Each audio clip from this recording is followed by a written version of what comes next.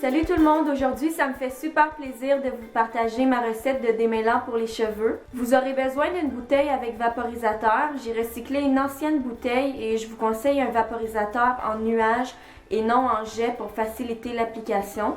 On va utiliser de l'eau et je conseille de prendre de l'eau purifiée, donc soit distillée, soit que vous avez fait bouillir auparavant, soit en bouteille ou au moins filtrée, mais pas l'eau du robinet directement vu que les bactéries s'y développent plus rapidement. Pour le prochain ingrédient, vous avez le choix.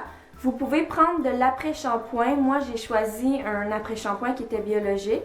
Et pour les quantités, toute l'information va être dans la description.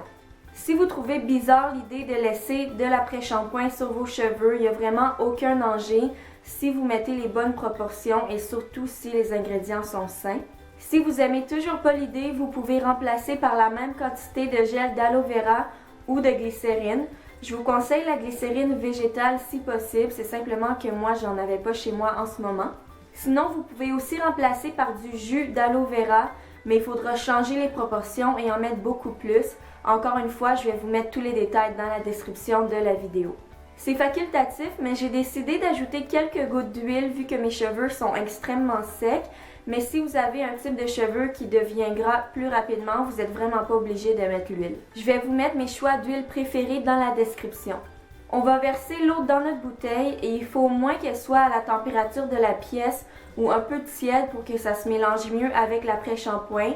Mais si vous avez décidé d'utiliser autre chose que l'après-shampoing, vous pouvez prendre de l'eau froide. Comme vous voyez, moi j'ai choisi d'utiliser mon après-shampoing préféré et ensuite je vais verser quelques gouttes d'huile dans ma bouteille.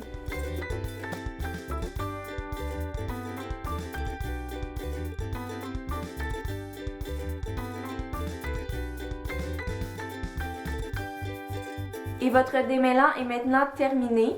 J'aime utiliser mon étiqueteuse pour identifier mes produits faits maison.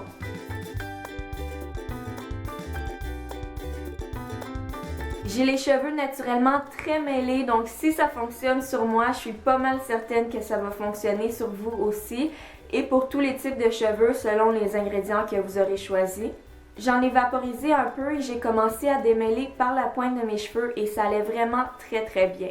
Donc c'est tout pour ma recette de démêlant. N'oubliez pas de vous abonner pour pas manquer mon nouveau DIY jeudi prochain.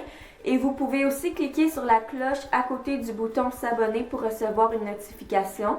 J'espère que vous avez aimé la vidéo et nous on se revoit jeudi. Bye!